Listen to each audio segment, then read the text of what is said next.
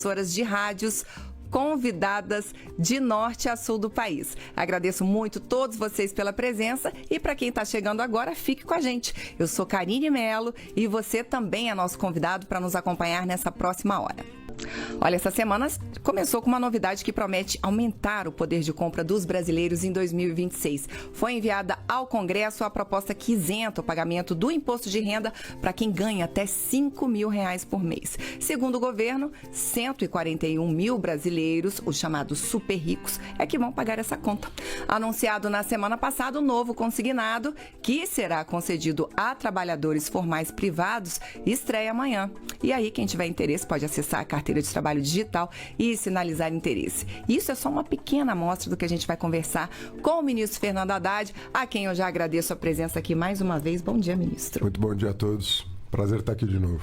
Prazer é nosso. Ministro, vamos começar então falando do imposto de renda. Essa semana teve um anúncio bem importante com a presença do presidente da Câmara dos Deputados. O presidente do Senado estava em sessão lá, não conseguiu ir, mas tinha toda a base do governo estava presente. E aí a proposta vai ser mandada ao Congresso, vai aliviar o bolso de quem ganha até R$5 mil. E os super ricos vão pagar isso? Será que isso aí vai ser tranquilo no Congresso, ministro?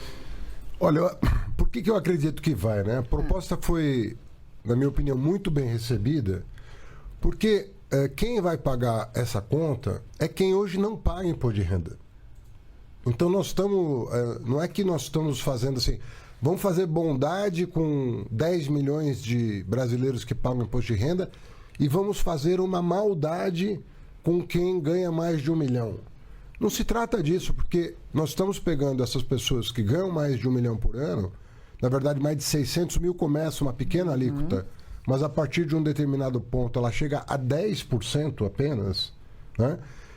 De quem hoje não está pagando. Porque se a pessoa, ao final do ano, ela conseguir demonstrar que ela pagou, essa que ganha mais de R$1 milhão, se ela pagou mais de 10% da sua renda em imposto de renda, ela continuará pagando o que ela sempre pagou. Ela não vai pagar mais. Ela só vai complementar aquilo que faltar para 10%. Então, na verdade, nós estamos falando de justiça tributária aqui. Nós não estamos falando... É a primeira vez que se faz isso no Brasil. Eu fico vendo os comentários, as pessoas querendo colocar lenha na fogueira, mas é uma das coisas mais tranquilas e justas que eu poderia imaginar que alguém pudesse fazer, né? Eu acho que eu fico me perguntando por que não se fez antes, né? Você sabe que até o Bolsonaro prometeu isentar o trabalhador até R$5 mil e depois desconversou. Depois que ganhou a eleição, desconversou e não fez nada. Aliás, ele fez pior. O Bolsonaro não atualizou a tabela do imposto de renda. Ele ficou 7 anos sem atualizar a tabela do imposto de renda. Não vi nenhum editorial contra, não vi ninguém se manifestar ali do PL contra, não vi ninguém pedir pro capitão fazer alguma coisa pelo trabalhador. Manteve 7 anos o salário mínimo sem aumento real. Também não vi nenhum editorial contra, nem nada disso. Agora que se atualiza a tabela, cai o mundo. Olha o que está acontecendo, populismo. Atualizar a tabela do imposto de renda é populismo? Cobrar de quem não paga é populismo? E aí ficam querendo dizer que o governo está aumentando imposto. Essa proposta não tem nenhum centavo de aumento de imposto. Não se aumenta imposto de ninguém. Você simplesmente troca de mão. Você cobra de quem não paga e isenta quem hoje está pagando para além da conta. Um bombeiro, uma professora, uma enfermeira, ela vai ganhar quase um 14º salário. Ela vai poupar por ano quase o salário mensal. Imagina o que isso vai melhorar a vida de quem ganha até 5 mil. E até quem ganha 7 mil, né, tem alguma vantagem também, porque ele vai pagar um pouco menos do que paga hoje. Porque o desconto alcança quem ganha até R$7 mil. Então, até 5 você não vai pagar, mas até 7 você vai ter algum benefício tributário. Eu repito, nós não estamos cobrando de quem paga. Os super ricos que pagam imposto, não são tocados pela medida. Você está falando dos super ricos que não pagam imposto. Ainda assim, uma série de coisas continuam isentas, independentemente da pessoa ser super rico ou não. Entendeu? Como, por exemplo, você abate todas as despesas de saúde do imposto de renda. Mesmo que você seja super rico, você vai poder abater as despesas de saúde. Se você tem uma moléstia grave, mesmo sendo um super rico, você vai ter a isenção da aposentadoria. Ou seja, continuam isentas uma série de atividades. Alguns títulos incentivados para fomentar a infraestrutura e tal. Mas começa uma coisa na oposição, como eles não cumpriram a promessa, tiveram 4 anos para fazer e não fizeram, agora eles querem criticar quem cumpre promessa. E o presidente Lula, desde o primeiro dia, falou: Haddad, você sabe que eu não faço promessa para ganhar a eleição. Eu já sabia do que ele ia falar. Eu falei, ele vai vir com a conversa do imposto de renda. Ele falou, olha, você tem tempo, porque nós temos 4 anos, eu sei que é uma proposta complexa, uma proposta difícil, mas você estude esse assunto, porque uma hora eu vou chamar você lá no Palácio para você explicar como é que nós vamos viabilizar isso. Nós colocamos os melhores técnicos debruçados sobre isso. Falamos que depois da reforma do consumo, né, do imposto sobre consumo, o imposto sobre valor agregado, nós íamos mandar para o Congresso Nacional. Os especialistas que estão tratando disso são da Casa, uma parte, da própria Fazenda, e a outra parte são as mesmas pessoas que fizeram a reforma tributária. Marcos Pinto, Bernardo Api, Robson Barreirinhas e suas equipes. Nós estamos, só sobre esse projeto, mais de 1 ano dedicados. E aí vem lá uma pessoa dizendo que foi apressada a medida. Mas nós estamos há mais de 1 ano estudando essa medida. Já era para ter sido mandada no final do ano passado, e o presidente adiou porque não gostou de um determinado dispositivo. Nós tivemos que voltar para a prancheta para verificar como viabilizar. Ficou pronto em fevereiro, e ele quis mandar depois da eleição das mesas. Então está tudo dentro do cronograma da Fazenda. A Bolsa subiu, o dólar caiu depois do que nós mandamos, as pessoas estão entendendo, nós vamos explicar à exaustão como fizemos com uma reforma aguardada há 40 anos, que ninguém aprovou, e foi esse governo que aprovou, que foi a sobre consumo, e com toda a tranquilidade nós vamos aprovar, porque eu tenho certeza que mesmo a extrema-direita não vai ter argumento para não aprovar essa medida. Não consigo enxergar alguém da extrema-direita subir na tribuna e justificar a cobrança de imposto de renda de quem ganha até 5 mil. Importante para quem nos ouve que essa proposta é a partir de 2026, a declaração... Ela passa a valer, assim que aprovada, ela passa a valer a partir de 1º de janeiro. Perfeito. Você para de ter a retenção na fonte e quando for fazer a declaração, você não vai ter nada a recolher também. Maravilha. Ministro, vamos começar a chamar as rádios convidadas? Com o maior prazer. Então vamos embora. Então vamos lá para a Rádio Nacional de Brasília. E a gente está falando também, ministro, com a Rádio Nacional da Amazônia, Alto Solimões, com o Rio de Janeiro. A gente está em rede aí com a Rádio Nacional, entrando no Revista Brasil, com o Walter Lima. E quem faz a pergunta aqui para a gente é ele, Gabriel Brum. Bom dia para você, meu querido. Bom dia, Karine. Bom dia, ministro, né? Bom dia a todos que nos acompanham. Eu queria seguir com esse assunto da isenção aí para quem ganha até R$5 mil e lá no Congresso Nacional, né? Tem alguns pontos que chamam a atenção. Mesmo a taxação dos super ricos pode sofrer alguma resistência lá no Congresso. Tem a questão de estados e municípios que apontam aí perdas de arrecadação, mais ou menos 11 bilhões para estados e entre 11 e 12 bilhões para municípios. Então, são pontos que devem ter muita discussão lá dentro. Ministro, preocupa a possibilidade que surja algum desequilíbrio no projeto, né, que acabe afetando a neutralidade, né, que é um ponto muito destacado pelo senhor aí do projeto? Não, nós temos que ter a compensação, e se tiver compensação, não tem perda nenhuma para estados e municípios.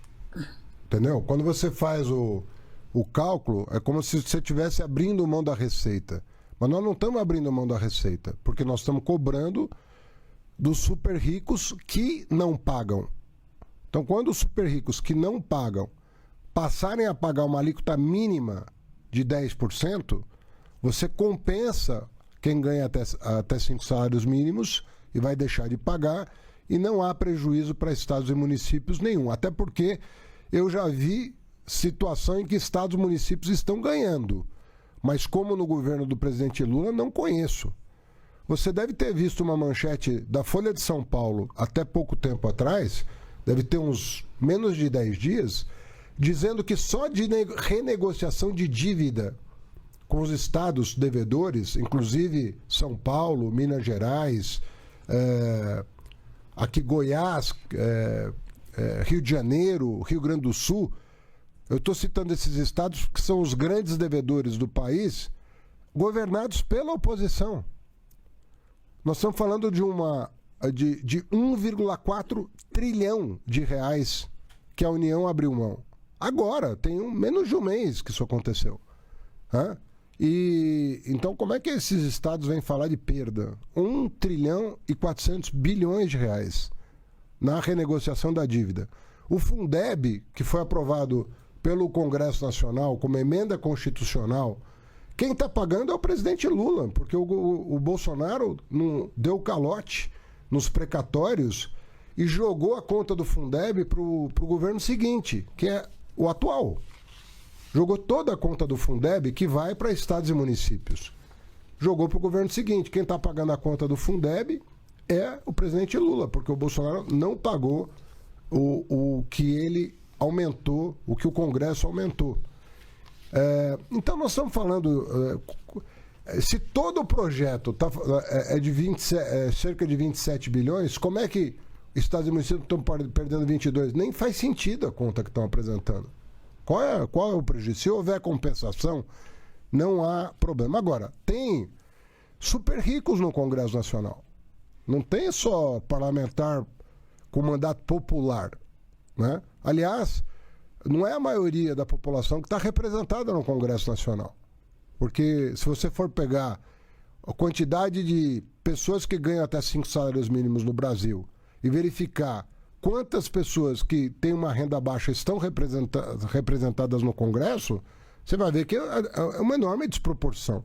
Agora, tem gente no Congresso Nacional que tem mandato popular.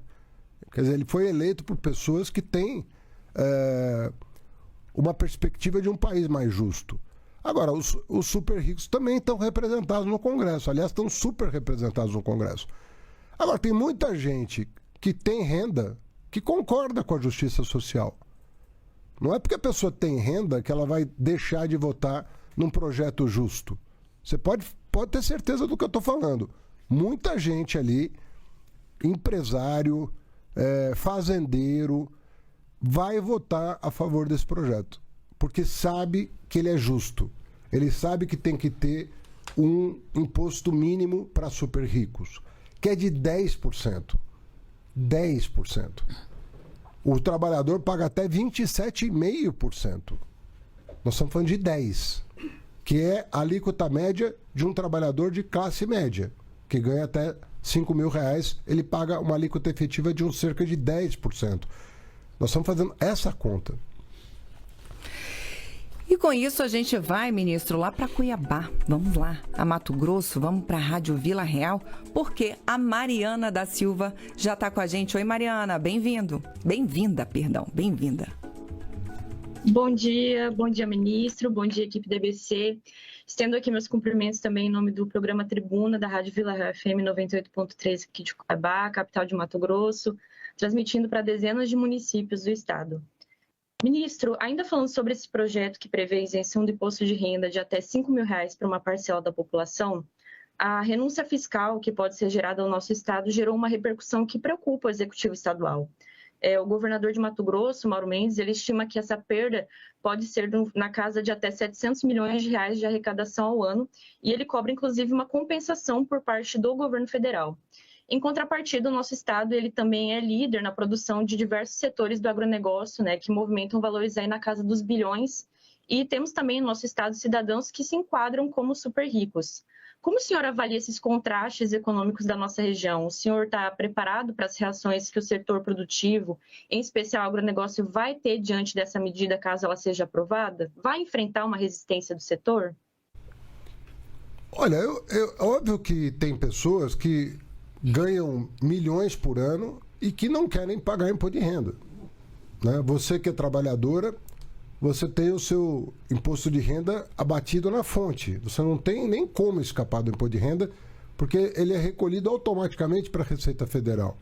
Agora, evidentemente que tem pessoas milionárias que têm 1, 2, 3, 5, 10 milhões de renda por ano que não pagam imposto de renda nada e querem continuar não pagando. Mas não é, na minha opinião, não é a maioria das pessoas. A maioria das pessoas sabe que tem que contribuir para um país mais justo. O que a imprensa deveria estar discutindo hoje é como nós, sendo uma das 10 maiores economias do mundo, voltamos a ser uma das 10 maiores economias do mundo, como nós figuramos entre as 10 piores distribuições de renda do mundo. É isso que nós temos que explicar para a sociedade. O Brasil está entre os 10 países com pior distribuição de renda do mundo. Isso se deve muito ao imposto sobre consumo que nós reformamos.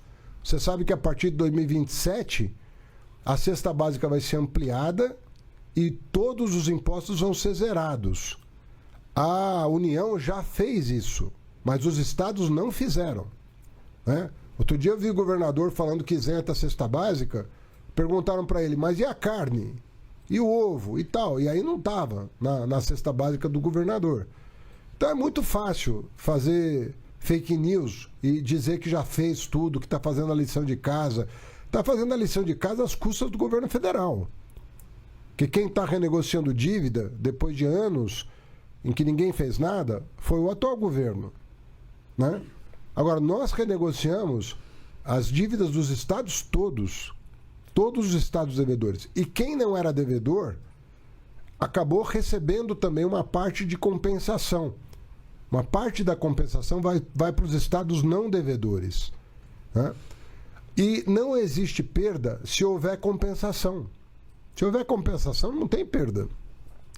Você o FPM e o FPE vão ficar idênticos. Não tem perda nenhuma.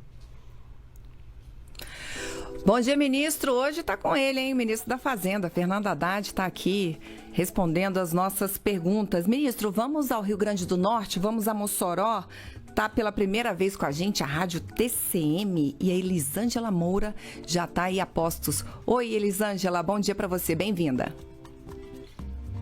Muito bom dia, Karine, obrigada. Bom dia, ministro. Bom dia a todos que acompanham a BDM e aqui os nossos cumprimentos em nome não só aqui da Rádio 95 FM, mas de todo o grupo TCM, que não é só Mossoró, mas a TCM-RN transmitindo aí para mais de 70 municípios.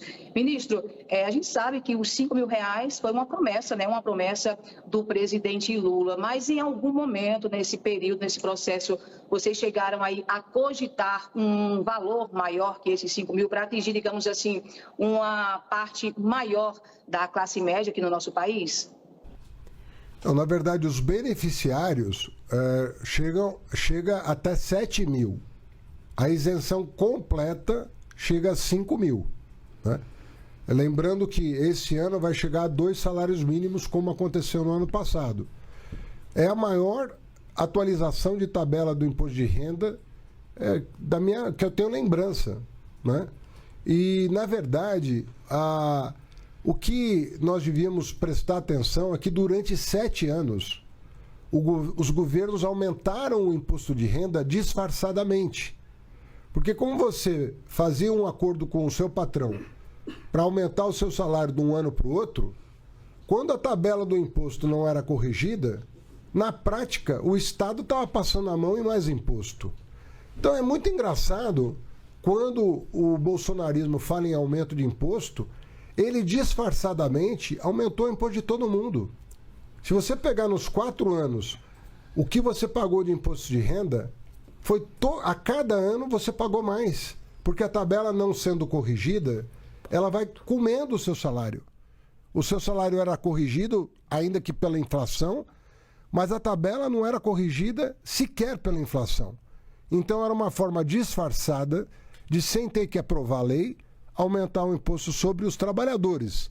Porque sobre o andar de cima, eles nunca fizeram nada. Vamos pegar o caso dos fundos fechados e dos fundos offshore. Quem tinha, como o meu antecessor, por exemplo, que tinha muito dinheiro em paraíso fiscal, ele não pagava imposto, porque ele tinha dinheiro em paraíso fiscal. Agora isso acabou. Você tem dinheiro em paraíso fiscal, se o Estado brasileiro sabe que você tem, ele vai cobrar um imposto de renda. Agora, tudo isso que está sendo feito, repito, não é para aumentar a arrecadação. A arrecadação do Estado brasileiro já foi muito maior do que a atual, né? Ela beirava 19% do produto interno bruto, né? Nos anos em que o país crescia muito, você tinha equilíbrio fiscal porque você tinha uma base fiscal maior do que você tem hoje. O que nós estamos fazendo é justamente justiça social. Você está cobrando, repito, 10%, que é o que a classe média paga de imposto de renda, não é o que... chega até 27,5%. Mas eu estou falando de pessoas que ganham 5, 6, 7 mil reais. A alíquota efetiva delas é de cerca de 10%. Contra um super rico que não paga isso. E você está dizendo, olha, super rico, você vai completar o que falta para 10%. É o começo de uma discussão que o Brasil vai ter que fazer durante muitos anos, de buscar a justiça tributária. O grande mérito dessa proposta é que ela abre uma avenida para a gente discutir justiça tributária. Como fizemos com a caixa preta dos incentivos fiscais. As empresas tinham incentivos fiscais e não declaravam para a população o quanto deixavam de pagar de imposto. E agora a gente coloca no site do Ministério da Fazenda quanto cada CNPJ deixou de pagar naquele ano, para que a população saiba o que estão fazendo com o dinheiro que é dela, afinal de contas. O tempo está voando, ministro Haddad, e agora a gente vai para o seu estado. Vamos a São Paulo, vamos lá para a Rádio Bandeirantes, porque o Pedro Gambassi já está lá prontinho também para falar com a gente. Oi, Pedro, bom dia. Tudo bem, Karine? Bom dia, ministro. Ministro, eu queria sair um pouco da isenção, da ampliação da faixa de isenção do imposto de renda para falar sobre a Selic, que teve ontem mais uma alta do Banco Central, chegando ao maior patamar desde o governo Dilma, ali entre 2015 e 2016. Primeiro, o senhor concorda com essa alta? E qual a expectativa do governo, já que o Copom indicou a manutenção do ciclo de alta, mas mesmo assim num nível menor do que nas últimas 12 reuniões? Obrigado. Olha, eu penso que esse aumento estava contratado pela última reunião do Copom do ano passado. Você deve acompanhar esse debate. Na última reunião de dezembro, ainda a última sob a presidência do antigo presidente do Banco Central, que vou lembrar, o antigo presidente do Banco Central foi nomeado pelo Bolsonaro e ficou 2 anos além do mandato do Bolsonaro, né? Na presidência do Banco Central, você contratou, como dizem, 3 aumentos bastante pesados na Selic, na última reunião do ano passado. Você não pode, na presidência do Banco Central, dar um cavalo de pau depois que se assumiu. Isso é uma coisa muito delicada. Quer dizer, o novo presidente, com os novos diretores, eles têm aí uma herança a administrar, mais ou menos como eu tive uma herança a administrar em relação ao Paulo Guedes. Não foi fácil você manter o país funcionando depois de 2022. Em 2022, foi feito um estrago nas contas públicas brasileiras para garantir o resultado eleitoral que você não pode imaginar. Imagina vocês, os estados que estão reclamando hoje de um governo que só repassa recurso, chegaram a ter 40 bilhões de reais tomados dos seus cofres para baixar, durante o período da eleição, o preço da gasolina. Como o preço da gasolina chegava a R$10 o litro, em algumas localidades do Brasil, 8, 9, R$10 o litro, o Bolsonaro, no desespero, pegou o dinheiro dos governadores e repassou para a bomba, para diminuir o preço.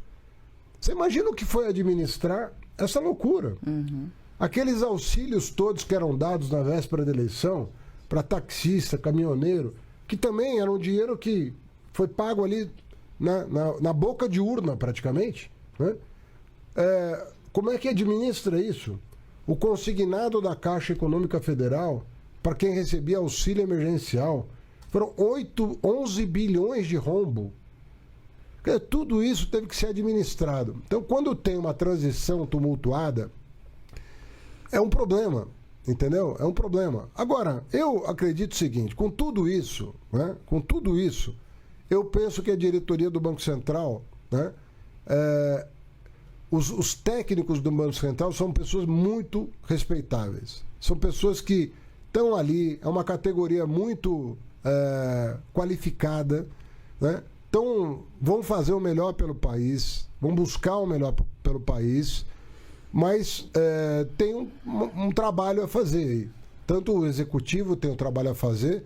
Nós aprovamos no final do ano passado um ajuste fiscal importante. Nós temos um marco fiscal que está sendo cumprido contra as projeções feitas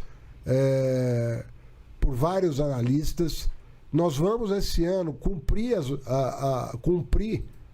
os nossos compromissos de meta, e o Banco Central tem a meta de inflação para cumprir também. Assim como eu tenho a meta fiscal para cumprir, que é aprovada pelo Congresso Nacional, o Banco Central tem a meta a cumprir, que é a meta estabelecida pelo Conselho Monetário Nacional. Então, são metas sempre exigentes, mas que nós temos que buscar. Né? Nós da Fazenda fazendo uma política monetária e cumprindo as metas estabelecidas, e o Banco Central tendo a obrigação de fazer a inflação cair.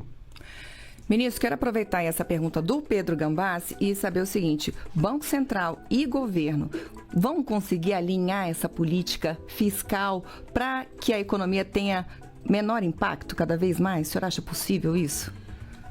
Nós passamos por uma experiência única no Brasil, que foi uma transição de 2 anos no Banco Central. Né? É muito difícil um país passar por isso, sabe? Dessa maneira. Foi uma transição longa. Porque não há coincidência de mandatos, né, ministro? É por isso. Desculpa. Poderia ter havido coincidência de mandato. Você poderia ter aprovado a autonomia do Banco Central, garantindo uma coincidência de mandato, pelo menos do presidente, ou fazendo o presidente ser trocado depois de 1 ano. Optou-se no Brasil por uma troca depois de 2 anos, praticamente no meio do mandato do presidente seguinte. É uma experiência inédita que aconteceu. Né? E eu acredito que nós procuramos fazer da melhor maneira possível. Com todas as divergências que surgiram e tudo mais, nós procuramos fazer da maneira mais civilizada possível. Né? E concluímos esse processo de maneira exitosa. Agora nós temos uma diretoria que ainda conta com 2 diretores do governo passado. Então é uma transição que, na verdade, não é nem de 2 anos, é maior. Mas é uma experiência pela qual o Brasil teve que passar em função de uma lei aprovada pelo Congresso Nacional. Então, eu nunca me queixei disso, Agora, eu reconheço que isso exigiu um esforço muito grande das equipes para ser o mais republicano e institucional possível. E eu acredito que nós temos uma tarefa que é debelar aí esse aumento de preços que houve. Isso tem que ser feito pelo Executivo e pelo Banco Central independente, e nós vamos buscar esse resultado. Tudo que a gente quer é crescer com sustentabilidade. O Brasil não cresceu durante muitos e muitos anos. Eu não acredito que você precisa de uma recessão para abaixar a inflação no Brasil. Não acredito nisso. Eu acho que você consegue administrar a economia de maneira a crescer de forma sustentável, sem que a inflação saia do controle, como aconteceu no governo anterior, que chegou a 2 dígitos a inflação. Né? O dólar disparou e a inflação chegou a mais de 12%, 13%. Né? Nós não queremos isso. Nós queremos uma inflação cada vez mais comportada, sabendo que quando ela sai da banda, o Banco Central tem que tomar providências para trazer ela para o patamar convencionado com o Conselho Monetário Nacional. Então, eu acredito muito que a equipe do BC vai fazer o trabalho corretamente para trazer essa inflação. E nós vamos fazer a nossa parte, que é administrar. Veja só, nos governos Temer e Bolsonaro, o déficit primário do Brasil, ele ficava entre 1,5% e 2% do PIB. As projeções mais pessimistas hoje falam que o déficit primário vai ser 0,5% do PIB. E nós temos compromisso, como no ano passado, de mirar a meta zero, o déficit zero. Nós vamos continuar perseguindo esse objetivo. Ministro, vamos seguir, vamos a Santa Catarina, vamos lá para a Rádio Eldorado, que está pela primeira vez com a gente. Bem-vindo, João Zanini. Muito obrigado, Karine. Bom dia, ministro Haddad. É um prazer estar aqui representando a Rádio Eldorado de Criciúma, né, a grande rádio de Santa Catarina. E a minha pergunta, ela também foge um pouco da questão do imposto de renda. Minha pergunta é a seguinte: saiu ontem uma pesquisa Quest, que é um instituto, enfim, respeitado, nesse quesito em que o senhor ministro está com 58% de rejeição entre os agentes do mercado financeiro e o presidente Lula, 88%. De que forma o senhor pretende reverter esse quadro, se é que pretende? Olha, depende de onde você fizer a pesquisa, vai sair de um jeito as coisas, né? Se você for lá em São Bernardo do Campo, no chão de fábrica, e pesquisar 100 trabalhadores, você vai ter uma situação. Se você vai na Faria Lima e pergunta para 100 pessoas, que é o número de pessoas que foram consultadas, não sei, 100, 200 pessoas. Então o bar... 106. 106 pessoas na Faria Lima consultadas. E dizer que isso é uma pesquisa, pô, assim, é dar nome, assim, um nome muito pomposo para uma coisa que deve ter sido feita em 15 minutos ali, entendeu? Num bairro. Depende do bairro de São Paulo, pô, você tem 70%, 80% de voto para partidos progressistas. E tem bairro de São Paulo que 90% das pessoas votam na extrema-direita. Se você fizer uma pesquisa sobre anistia para os golpistas, depende do bairro que você fizer, é capaz de ter 100% a favor de anistia para os golpistas. Se você fizer em outro bairro, vai ter 100% contra. Então, uma pesquisa com 100 pessoas, não dá para dar o nome de pesquisa. Isso você faz numa mesa de bar. Você vai entrar num bar lá e pergunta para as pessoas. Isso não é pesquisa, entendeu? Não tem plano amostral, não tem... Então, você pode falar, fizemos uma enquete, fizemos um, sei lá o quê. Não sei nem como chamar isso do ponto de vista técnico, entendeu? Mas não é pesquisa isso. Isso não vale como pesquisa. Eu não estou desmerecendo quem fez. Eu só estou dizendo que dá muita importância para 100 pessoas, por mais qualidade. Agora, no Congresso Nacional já pesa, se fizer, porque ali tem mandato. Você vai falar, eu estou fazendo uma pesquisa com 500 parlamentares, né, com 80 senadores, ok. Mas assim, não dá para levar muito... Tudo bem, é bacana e tal. Eu tô surpreso até que eu tô razoavelmente bem. Só corrigindo aqui, ó, 106 fundos, tá? Hã? Não pessoas, 106 fundos. Não importa, são pessoas. Entende? Não dá para chamar de pesquisa isso. Mas olha, quem está na vida pública e sabe o que são altos e baixos, sabe o que... se você não tem uma casca um pouco grossa, é melhor nem vir para cá, porque aqui é duro, entendeu? Consertar um país é difícil. As coisas ficaram muito mal arrumadas no Brasil durante muitos anos, né? Nós estamos numa crise institucional, político-institucional, desde 2013. Nós estamos tentando arrumar institucionalmente o país, porque essa é a solução para a economia brasileira. Os poderes da República se entenderem sobre o que é preciso fazer, né? E não é fácil essa tarefa de fazer as pessoas convergirem para o mesmo projeto, quanto mais no momento em que tem uma força política que é notável, que torce pela polarização, que joga lenha na fogueira da polarização. E não é o que o presidente Lula faz. Nunca fez e não está fazendo agora. Ministro, vamos seguir então? Vamos embora, a gente sai de Criciúma e a gente vai lá para Mato Grosso do Sul, lá para Campo Grande, lá para a Rádio Capital, porque o Benhur Ferreira já está com a gente também. Bem-vindo, Benhur. Obrigado, bom dia, Karine, bom dia, ministros, participantes. Ministro, a pergunta é o seguinte, o Brasil cresceu mais de 3% em 2023, 2024, houve essa questão do ganho real do salário mínimo, programas sociais foram fortalecidos. A pergunta é do ponto de vista da política.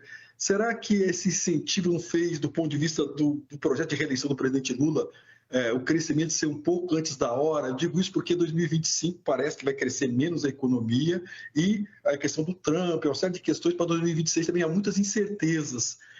Do ponto de vista, para além, digamos, dos méritos que o governo tem, dos números, mas do ponto de vista do timing da política, o senhor não acha que pode ter tido uma precipitação em mostrar serviço e agora, em 2025, a economia não andar no ritmo que vê 23 e 24, ministro? Olha, primeiro que você não controla as variáveis assim da maneira como você não tem uma administração das variáveis dessa forma, fazendo combinar com o cálculo eleitoral, né? Segundo, que você tem surpresas muitas vezes que não dependem de você, né? Primeiro, nós temos que admitir que governos erram muitas vezes. Governos erram. E às vezes a coisa descalibra um pouquinho. Se não for um erro grave, você consegue corrigir rapidamente. E eu acredito realmente que o governo Lula pode ter cometido erros, mas não cometeu um erro a ponto de não haver tempo de correção, né? A administração da economia é uma coisa delicada, sobretudo nesse ambiente político que nós estamos vivendo. A segunda coisa, então não estou querendo aqui afastar a responsabilidade de ninguém, nem minha, nem de ninguém. Segundo ponto, o externo você não controla. Eu vou te dar um exemplo. Eu presidi a trilha financeira do G20 o ano passado, que são as 20 maiores economias do mundo. Me preparava para isso no final de 2023. No final de 2023, todo o mundo, quase sem exceção, imaginava uma trajetória de corte de juros nos Estados Unidos, que não aconteceu. Não aconteceu. E não havia um único analista nos fóruns internacionais que não imaginava que a partir de março, os mais pessimistas de junho do ano passado, o corte de juros aconteceria nos Estados Unidos. Quando isso descarrilhou, e não foi bonito o que aconteceu no Fed nos Estados Unidos, no final do governo Biden, né? Embora lá também o Fed seja autônomo, independente, as coisas mudaram muito. E o dólar se valorizou no mundo inteiro. Isso trouxe muita preocupação para o mundo inteiro. Eu peço desculpas porque eu estou no fim de uma sinusite aqui que não terminou. Então me perdoem. Tranquilo. Mas o que eu estou querendo sugerir é que, primeiro, os governos não são perfeitos, não são irretocáveis. Em segundo lugar, tem muita variável que você não controla. Você não controla clima, você não controla ambiente externo, você não controla inundação, você não controla essas coisas. E quando essas coisas se sobrepõem, às vezes dá a impressão, as coisas estão indo para o caminho errado. Na minha opinião, não estão. Não estão. O Brasil tem toda a condição de crescer. Eu sempre apostei nessa possibilidade. O Brasil tem condição de crescer com sustentabilidade. Ele não precisa fazer um ajuste recessivo para colocar ordem nas suas contas. Ele consegue fazer um ajuste gradual que não coloque em perigo a expansão do emprego e da renda. E se descalibrar aqui e ali, você recalibra. Mas busca um traçado que permita ao Brasil crescer. Nós não podemos cair no erro dos anos anteriores a esse governo, em que nós imaginamos que crescendo pouco, nós íamos colocar a ordem nas contas. Nós não vamos colocar. Nós temos que achar um traçado para o nosso caso. Para o nosso caso. e não um traçado que pode dar certo em outros países que estão numa situação mais dramática que a nossa. Não é o caso do Brasil. Nós temos que perseverar, continuar trabalhando, arrumando o que precisa ser arrumado, mas garantindo a expansão do produto interno de forma sustentável. Rádio CBN, Rio de Janeiro. Bem-vinda, Natália Furtado. Obrigada, Karine. Bom dia para você. Bom dia, ministro. Ministro, já se foi muito falado sobre a necessidade de mais controle de gastos públicos, né? A gente sabe que isso impacta na inflação, na taxa de juros, também na valorização do dólar. Na semana passada, o presidente da Câmara disse que a agenda econômica foi integralmente apoiada pelo Congresso, mas que falta apoio dentro do próprio governo. Queria saber o que falta para o governo entrar em uma agenda de responsabilidade e se o senhor acha que falta realmente apoio dentro do próprio governo. Olha, Natália, eu acho ruim assim ficar empurrando responsabilidade. A responsabilidade é do Congresso, a outra é do Supremo, a outra é do Executivo. Eu acho que todos nós temos que fazer um esforço para o bem do país. É evidentemente que quando nós mandamos uma medida para o Congresso e o Congresso diz nós votamos. Sim, mas o Congresso vota coisas necessariamente em desacordo com a proposta original. E é da vida democrática que isso aconteça. Deixa eu te dar um exemplo. O Congresso tinha uma opinião de que o PERSE, né, que era um programa de isenção fiscal para o setor de eventos, custava 5 bilhões por ano. E queria que o programa tivesse mais 3 anos. Eu dizia que o PERSE custava 15 bilhões por ano e que ele tinha que acabar. Foi um embate. No final das contas, nós chegamos num acordo. Vamos fazer o seguinte, vamos botar mais 15 bilhões na mesa e quando acabar o dinheiro, acabou o PERSE. Se levar 3 anos bem, se levar 2 anos bem, se levar 1 ano bem. O que aconteceu? A conta da Receita Federal estava correta e ele durou 1 ano só. Se não fosse essa negociação, o PERSE, que já custou para o país alguma coisa em torno de entre 50 e 60 bilhões de reais, ia custar 100 bilhões de reais. Então você fala, e o Executivo não queria prorrogar o PERSE porque sabia que o custo era 15 bilhões por ano. Ele tinha total certeza disso. Vamos pegar o outro caso, a desoneração da Folha, que inclusive atendeu aos grupos de mídia, né? A mídia foi durante mais de 10 anos beneficiada com essa medida. O que significa isso, Natália, você que é jornalista? Que todos nós brasileiros pagamos pela previdência dos funcionários da grande imprensa. Todos nós brasileiros pagamos uma cota patronal que deveria ser paga pelo patrão. Chama cota patronal. E foi paga por todos os brasileiros. Nós dizíamos, olha, já deu mais de 10 anos, isso tem que acabar. Prorrogaram por mais 5. Eu estou falando dessas 2 medidas porque se não fosse isso, nós teríamos feito superávit primário o ano passado. Agora, eu tenho duas posturas possíveis. Ficar criticando o Congresso ou buscar alternativas, que é o que nós estamos fazendo agora. Inclusive, o Supremo convocou o Executivo e o Legislativo para achar um caminho para repor esse recurso que está saindo dos cofres públicos. Acabar com privilégios, gasto tributário que não teve efeito real na economia, que não trouxe benefício para a população, é tão importante quanto cortar gasto primário. E nós fizemos isso ano passado.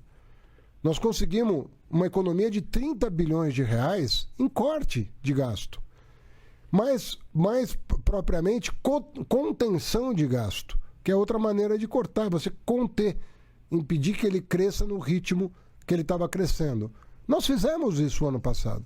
Então nós estamos atuando no corte de gasto, nós estamos atuando no corte de gasto tributário, que são esses privilégios, e nós estamos buscando, nesse caminho todo, também buscar justiça social. Então, são coisas compatíveis umas com as outras, e eu não tiro o mérito do Congresso em tomar a decisão final sobre as coisas, assim como não tiro o direito do Congresso cobrar do Executivo outras medidas para o ajuste das contas públicas. Ministro, vamos voltar para Santa Catarina, vamos a Criciúma, Rádio Cidade. Paulo Monteiro, bem-vindo, um ótimo dia para você. Muito bom dia, Karine, bom dia ao ministro Fernando Haddad. Ministro, de tempos em tempos o senhor levanta a questão da transição energética, por exemplo, inclusive em reuniões com o G20, né? E essa é uma pauta que muito interessa aqui ao sul de Santa Catarina, porque temos uma grande termoelétrica, temos uma indústria carbonífera que gera mais de 20 mil empregos e que está concentrada, né, lidando também com essa pauta da transição. Queria entender em que ponto a sua pasta, a Fazenda, se concentra e lida, né, vem acompanhando as discussões sobre a transição energética e também como que essa pauta está posicionada no quadro de prioridades do governo federal. Olha, Paulo, muito obrigado pela pergunta. Eu acredito, Paulo, que o Brasil seja dos poucos países do mundo em que o tema da transformação ecológica seja assunto do Ministério da Fazenda. Eu tô te garantindo que são poucos os países que adotaram esse tipo de governança. Eu e a ministra Marina Silva, nós nos reunimos periodicamente para tratar desses temas, que envolve, evidentemente, outros ministérios. Mas é muito raro um ministro da Fazenda e um ministro do Meio Ambiente estarem tão entrosados como nós estamos aqui. E vamos pegar as iniciativas do governo. Toda a pauta de biocombustíveis está avançando. Toda a pauta de energia limpa, né, está avançando. Toda a pauta de títulos verdes, de incentivos fiscais para a transformação ecológica, de mercado de crédito de carbono. Quer dizer, o Brasil, a taxonomia, que é aquela classificação das atividades poluentes, não poluentes, captadoras de carbono, emissoras de carbono, para fazer uma combinação e a pessoa e as empresas poderem se ajustar no tempo a isso. Quer dizer, o Brasil vai ter uma COP esse ano em que ele, como hóspede da COP, como anfitrião, vai apresentar as propostas mais ousadas para o meio ambiente. Por exemplo, pagamento de serviços ambientais de floresta em pé dos países tropicais. A questão do mercado internacional de carbono. Nós estamos na fronteira da discussão no mundo em relação a isso e temos toda a condição de continuar liderando. A queda do desmatamento é um negócio muito importante da gente voltar a celebrar. Eu não vejo isso ganhar tanto destaque quanto deveria. Mas nós estamos devastando a nossa floresta. Isso estava prejudicando, sabe quem? O agronegócio. O agronegócio no Brasil estava ficando com uma péssima reputação, porque até injustamente estava atribuindo ao agro a devastação da floresta, que muitas vezes não tem nada a ver com o agronegócio, mas estava ficando na conta do agro. Nós sabemos que a área de agricultura e pecuária está longe, muitas vezes, da floresta. São maus brasileiros que querem tomar posse ali, devastar a floresta, tomar posse para botar...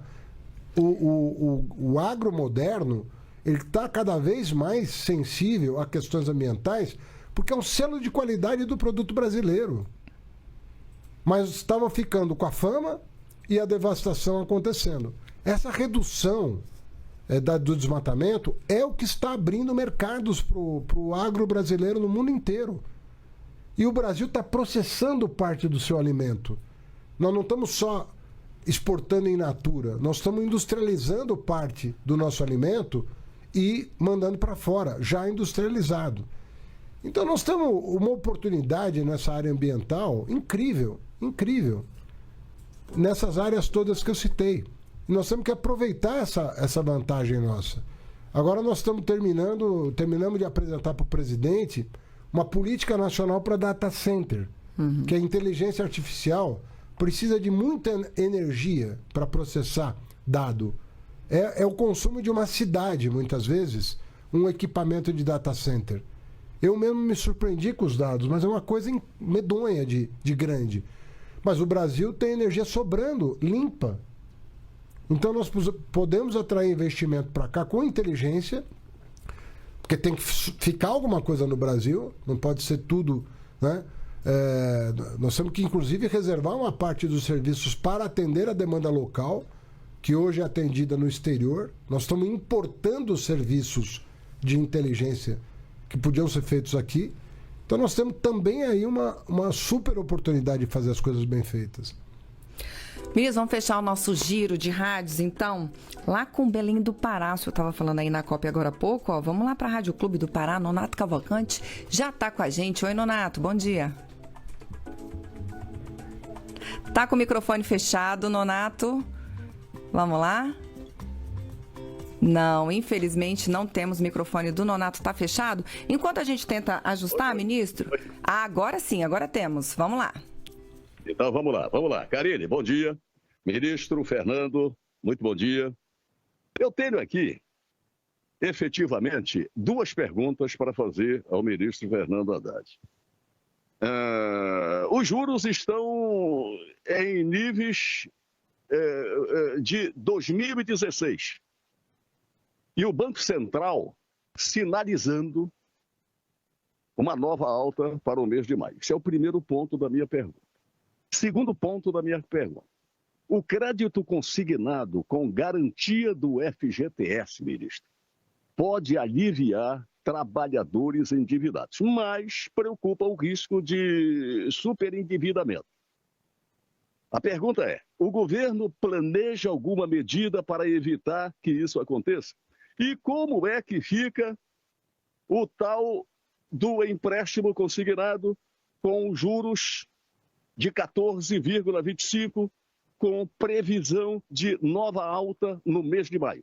O que é que pode impactar o trabalhador que está evidentemente necessitado desse empréstimo consignado?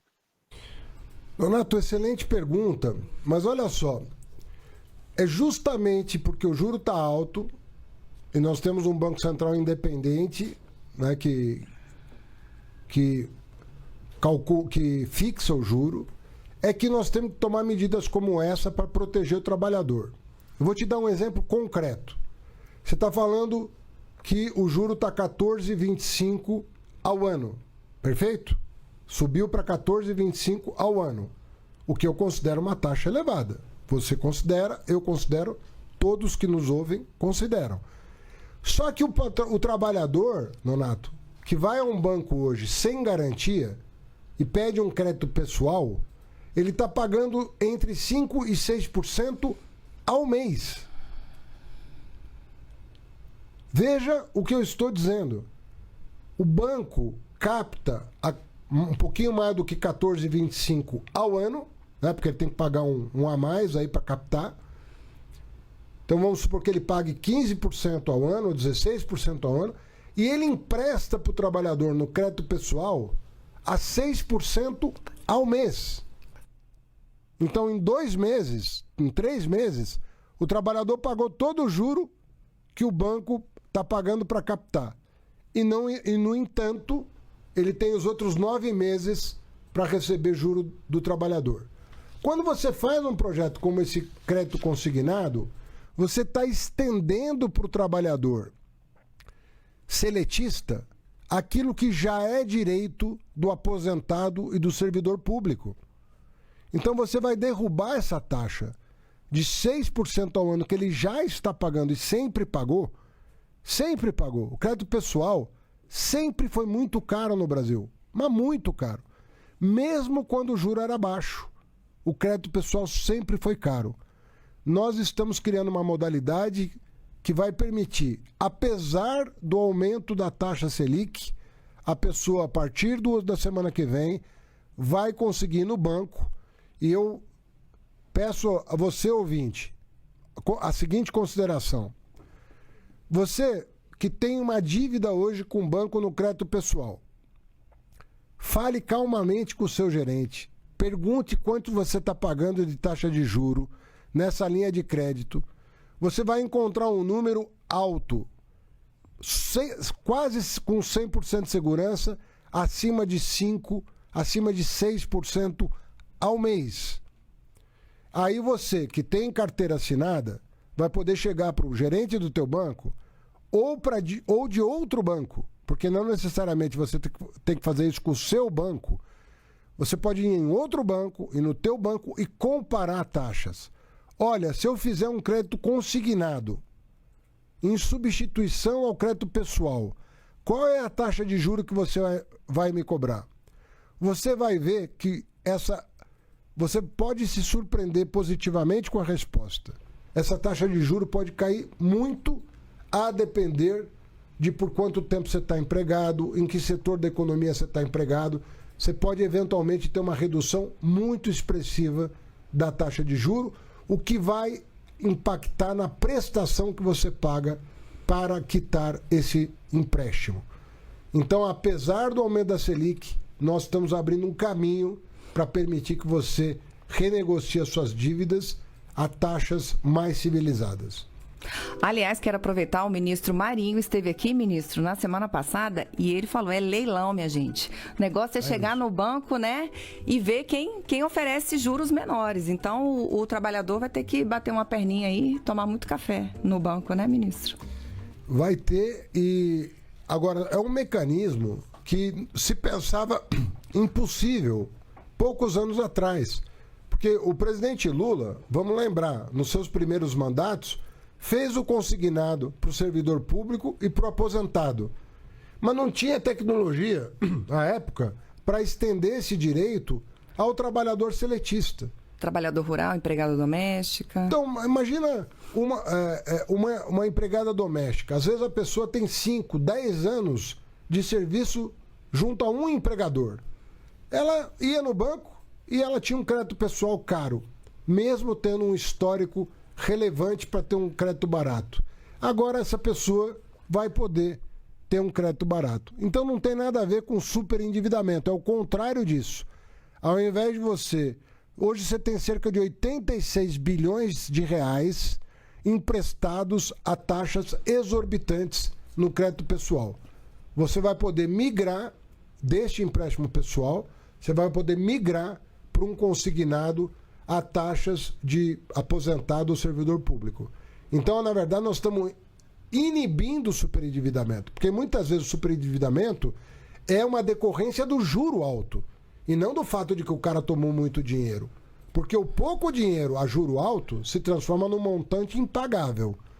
Agora, se você dá condições para o trabalhador administrar a sua carteira, né, os créditos que ele está tomando, a um juro razoável, você impede o superendividamento. Exatamente esse é o objetivo da medida. Ministro, chegamos aqui na retíssima final do Bom Dia, Ministro, mas eu não posso deixar de perguntar para o senhor a respeito do BRICS. Julho, a gente tem BRICS no Brasil, e aí já me vem à cabeça aqui as políticas do presidente norte-americano Donald Trump, que está taxando aí aço, alumínio, tem muitos planos de taxação aí na cabeça. E aí eu queria saber em que medida o BRICS, né, pode tomar medidas nesse sentido de também fortalecer o bloco para sofrer menos impacto, talvez, ministro? Olha, na verdade, eu não vejo assim muito a questão BRICS versus... não é assim que funciona. Eu penso assim, o mundo tinha o G7, e tem ainda o G7, que são as economias mais ricas do mundo ocidentais. Tá certo? O BRICS, ele dá vazão a uma nova realidade. Hoje você tem Índia, você tem China, que são economias emergentes, que estão crescendo a 5%, a 7% ao ano, chegaram a crescer 10%, 14% ao ano no passado recente. Então, existe uma nova realidade geopolítica e não tem nada melhor para evitar guerra militar ou comercial que não seja colocar todo mundo na mesma mesa. Agora, existem projetos diferentes de país. Por exemplo, o governo Trump, ele tem uma política. Quer dizer, ele taxa a importação, encarece para os pobres as coisas, mas ele quer cortar o imposto dos super ricos. Né? Então toda hora ele anuncia, não, os super ricos têm que deixar de pagar imposto. Um pouco na linha do que acontece aqui no Brasil com a extrema-direita. Ela quer beneficiar os super ricos, e com a não correção do imposto de renda durante 7 anos, que aconteceu no governo Bolsonaro, o pobre não só não tinha aumento real de salário, como pagava mais imposto de renda, justamente pela não correção da tabela. São duas visões de sociedade completamente diferentes. Uma Uma visão olha só para o andar de cima e outra visão olha para a sociedade no seu conjunto. Então, é isso que divide o mundo hoje. Não é BRICS e G7. É isso. E com essa resposta e com o otimismo do ministro Fernando Haddad, a gente encerra o Bom Dia, Ministro, de hoje. Eu quero, aliás, dar um tempo para o senhor fazer suas considerações finais, se despedir. Não, é sempre bom vir aqui, porque é um tempo longo, né? 1 hora de conversa e com perguntas muito variadas. Você conversa com o país inteiro, gente bacana, bem informada, preparada. Eu espero ter respondido as perguntas como um todo. Estou à disposição para continuar respondendo. Estou aqui com a Ana Flávia, que é da Assessoria de Comunicação da Fazenda. Entre em contato com ela, caso tenha faltado alguma explicação.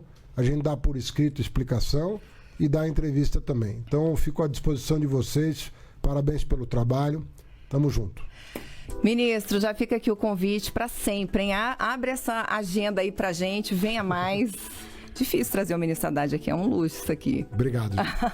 E a gente se vê então. Agradeço também a todos os colegas que ajudaram a fazer o Bom Dia, Ministro de hoje. Agradeço também todas as emissoras que estiveram em rede com a gente. Hoje foram muitas, ministro. Muita gente transmitindo o programa ao vivo hoje. Um abraço para todo mundo. Muito obrigada pela companhia. A gente se vê na semana que vem, então.